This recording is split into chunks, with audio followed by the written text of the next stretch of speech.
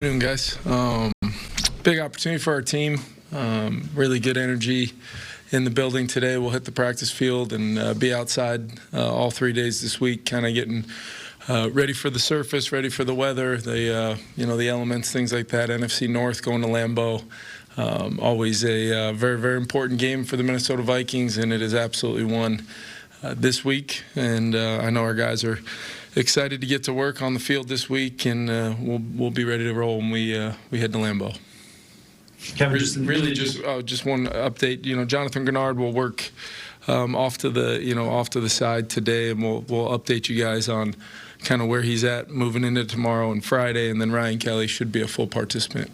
Okay, just on Mike Parsons, how have you seen them use him from just different positions and different types of ways that they put him up front? Yeah, he's lining up everywhere. On first and second down, he'll be on both sides. He'll move around sometimes within a drive, so you really can't have like an exact beat on where he's going to be. And really, the important part of that is, whatever side he lines up on, Rashawn Gary lines up on the other side. And they've got Van Ness potentially coming back as well, who's a talented young player. So it's obviously a focal point and something we've got to be aware of to have those kind of impact players on the edges. But then on third down, he could be rushing inside. He could be lined up, off the ball. You got to be ready and prepare.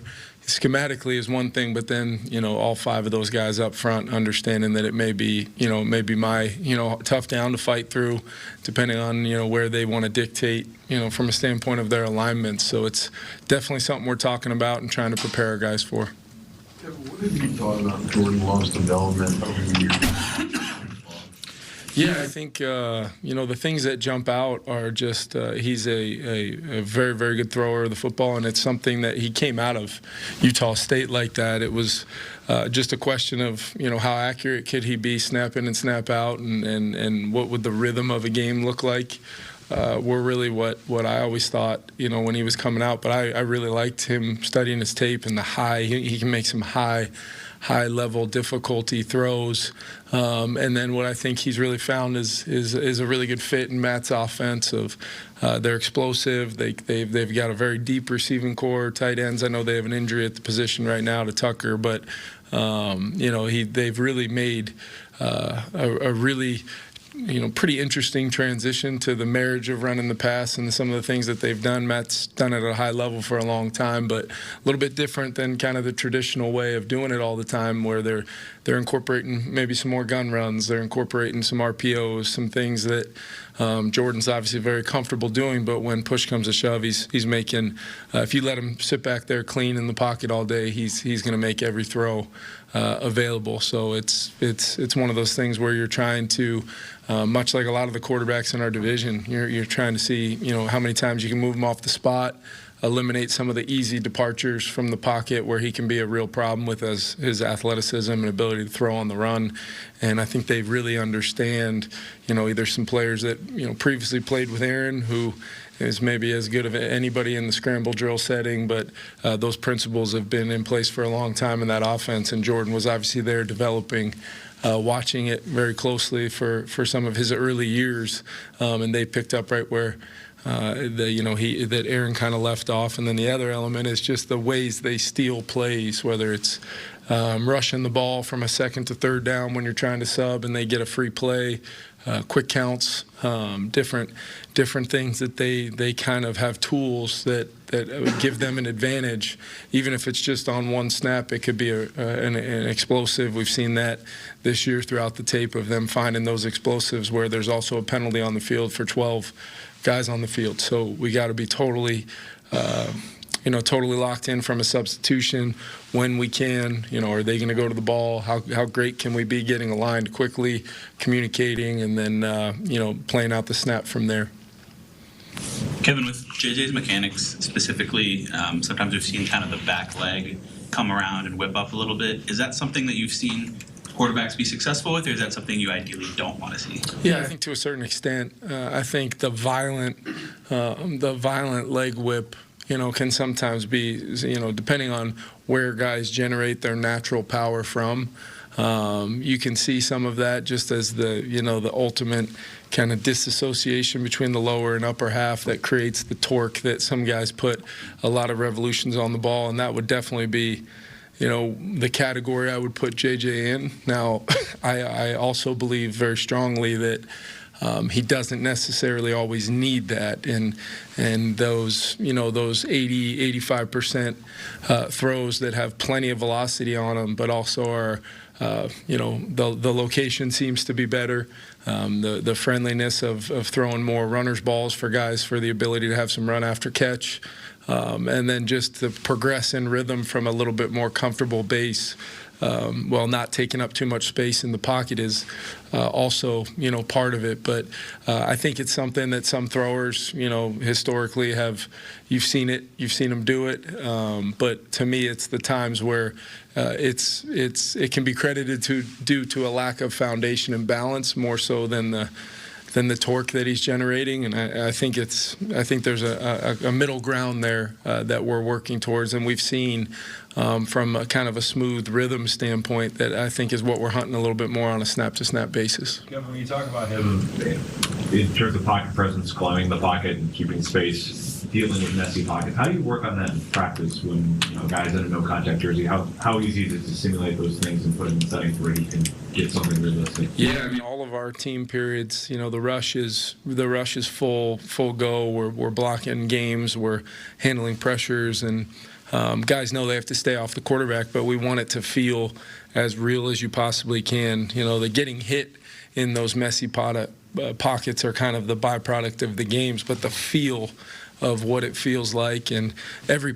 game in the NFL just is going to be like the messy pocket, and the guys that have really excelled. I was talking to Tom Brady about this last week when we got a chance to catch up before the game. It's a messy pocket doesn't necessarily mean it's a broken pocket, and your ability to kind of in place, in the comfort or finding that safe space within the pocket to exhaust that 1 to 1.5 more seconds while a pattern or a play expresses itself is kind of what made him the greatest of all time doing it. He wasn't, how many more times are we going to show his 40-yard dash from the combine? What we need to show is the pocket movement within a progression, and he's working 1 to 2 to 3 to 4, and an ability to throw the ball anywhere at any time based upon his lower half kind of being his guiding force. So I think it's much more, JJ's shown the athleticism to impact games out of the pocket with his legs, but it's much more that controlled, harnessed athleticism to be able to keep that athletic base progressing through a down without needing to move too far up into trouble, which can sometimes be the back of a lineman trying to, post single block, 3 technique, or the way a pressure might, end up, articulating. It's one of those things where now it's a linebacker getting picked up by Jordan Mason or Aaron Jones or C.J. Ham, and you're protected, but it could be considered messy. But those are winning downs by his teammates that we've got to equal that with a winning down out of the quarterback. The lack of takeaways. I know you can't just chalk it up to bad luck. But the last 4 or 5 games, there have been balls on the ground. There have been balls tipped up in the air. They just seem to keep going back to the offense. Do you look at it and do you say it's got to come around? Or, I know forcing turnovers is a skill. Or are there things you're asking guys to do more of to try to prompt it? I think it's just, I think our tackling has been really good the last few games. I think our knockback and the principles of stopping the run, getting people into longer yardage situations, and then getting the down and distance on your side. And then it's about tying in the disguise with the push of the pocket and trying to disrupt the quarterback and see if you can create some of those opportunities that maybe weren't there at times throughout the year. So we're trying to do a little bit more of that. We're coaching every single day, and our guys are some of the best in the league at punching at the football, hammering, raking. It's just been a matter of when we have gotten it out. There was a couple snaps last week where the ball's loose and funny bounce of the ball. Wes Phillips knows the shape of a football. He always says it to me, but I forget what he says. Gotta ask the doctor, but it is a funny shaped ball and it will bounce differently. You just got to keep creating those ops. I showed the team examples of us doing that today, not very long ago, of just close-up views of just surgical punches, purple hats to the ball in population. So when it does come out, maybe in the kicking game, you can punch one of those things out and change the game. With Ryan Kelly, did you go into this planning to exhaust the full 21 days, or are you prepared that if things go well this week, you could come back?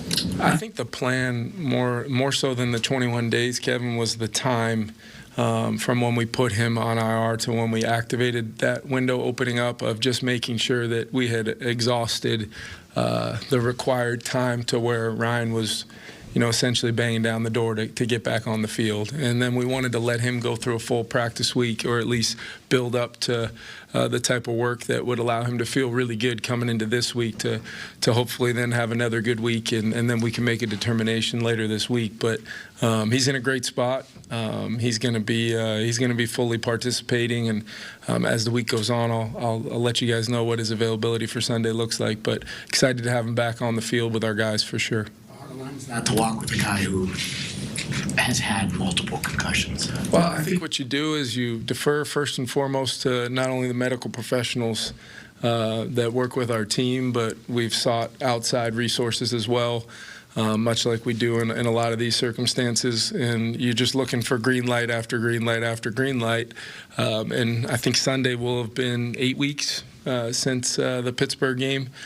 So I feel like there's been the proper amount of time.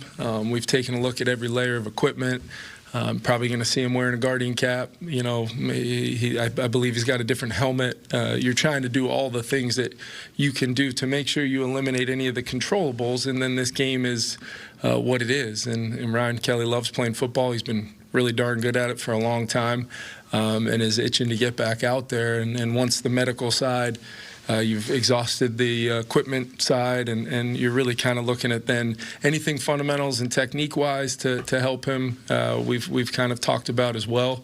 But like I said, he's been playing for a really long time at a really high level. So it's kind of one of those things that it's a process that involves a lot of things, and I just want to make sure from my chair we're exhausting every avenue to make sure that we've controlled what we can from a timing and all the different things I just listed. And then if all systems are go and we're greenlit to go, let's attack this thing together with no kind of worry, and let him go play football, which is what he wants to do. We just have to continue to finish off this process the way it started and has maintained throughout. Kevin, with Donovan Jackson, when you guys drafted him, you talked about his personality, his intelligence. How have you seen that sort of manifest itself in his growth here? Yeah, I think you look at how he dealt with the wrist injury, and then able to come back, beat the timeline on that. Maybe not as full of a participant, as you would want a young player to be. And he's able to go out and get the reps in games and show immediate improvement on things. He's an ascending young player. I thought he had one of his better games last week, and he's played really consistent for us all year long. And the best part about him is if something gets him, or he gets beat on something, or he's got to be a little altering to his technique in the run game or the pass game, he does it, and doesn't need Monday, Tuesday, Wednesday, Thursday. He'll do it in game. He's a great communicator. He's played next to a few guys now throughout the year on that offensive line, and it has really been both him and Will have been really, kind of guys that if they weren't as consistent as they were, I don't know necessarily if we'd be where we are now, or even able to get through some of the adversity we have. Last one.